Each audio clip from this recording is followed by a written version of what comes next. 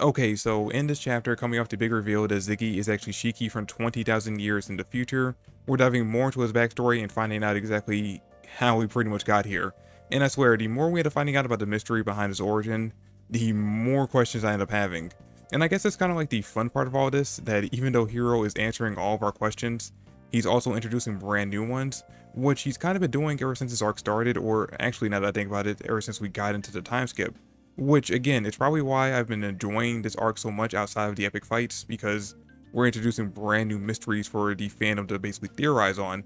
And one thing I've been loving doing ever since we got into this arc is really reading all the fan theories that people have on like Reddit, Twitter, and YouTube video comments, because they've been very enjoyable to read, they've been somewhat plausible, and just for the most part, they're all very creative. Okay, so the chapter opens up back at the fight between Shiki and Ziggy, and we spend pretty much the entirety of the chapter showing his origin through a flashback. And the first thing we end up finding out is something that I think we all kind of figured out back when him being Shiki was still just a theory, and that is that he's a Shiki from Universe 2 who, instead of trying to escape Narrow 66 when the antimatter bombs were going to blow, decided to try and stop them. And that's why he says to Elsie at the end of that arc that we're in Universe 3 because our Shiki made a choice different from the one he made. Now, we see that he tried to use his gravity to destroy the bombs by compressing them, and I like the fact that even though Rebecca was completely against the idea, we still see her in that scene standing right next to Ziggy. It just kind of goes to show exactly how much of a loyal friend she is. But her being there is actually what made things go wrong. Because somehow, and it's not exactly explained exactly how this ended up happening, but somehow her ether energy ended up mixing with Shiki's gravity, and then them mixing together with the explosion from the bombs, caused a unique reaction that for every bomb that went off, they would get sent ahead 1 year into the future. And dude, I was like, wow, this revelation completely blew my mind, because I didn't even think about the fact that there were 20,000 antimatter bombs and that we kept looking ahead 20,000 years into the future. Like, Hero set this up right in front of our eyes, like pretty much teed it up right in our face, and we, or at the very least I, completely missed it. So yeah, the bombs going off ended up sending both Shiki and Rebecca 20,000 years into the future.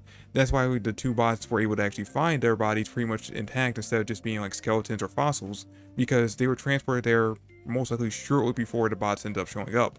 And this is when we see Ziggy in his first new all-robotic body, which looks pretty simple, like a kind of standard robot instead of the all-demonic king look that he currently has.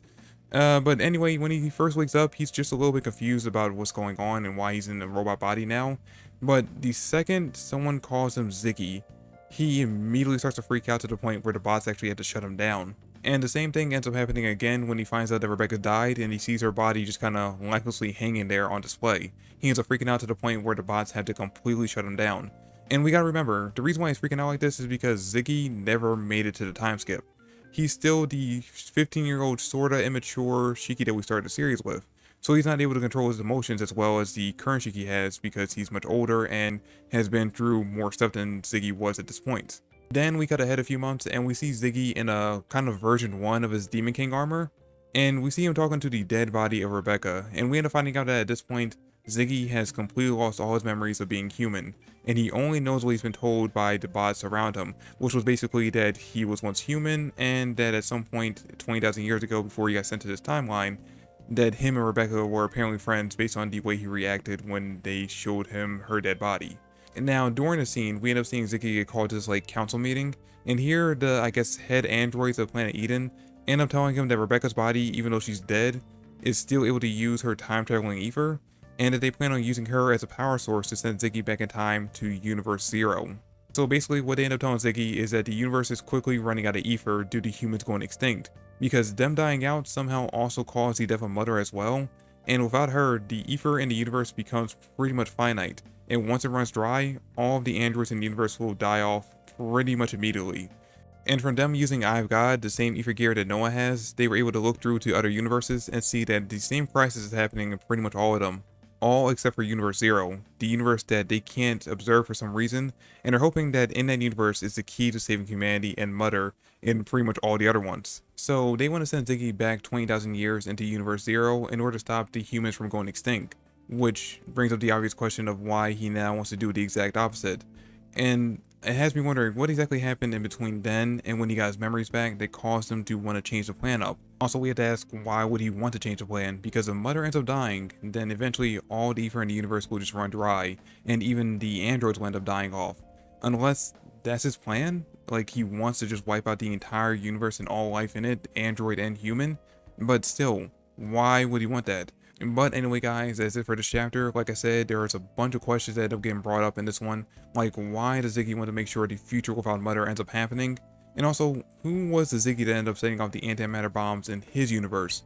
Was it also another Shiki? Because, by the way, at this point, I don't know if you guys have been keeping up, but we now have at least 5 different Shikis that are showing up in the story.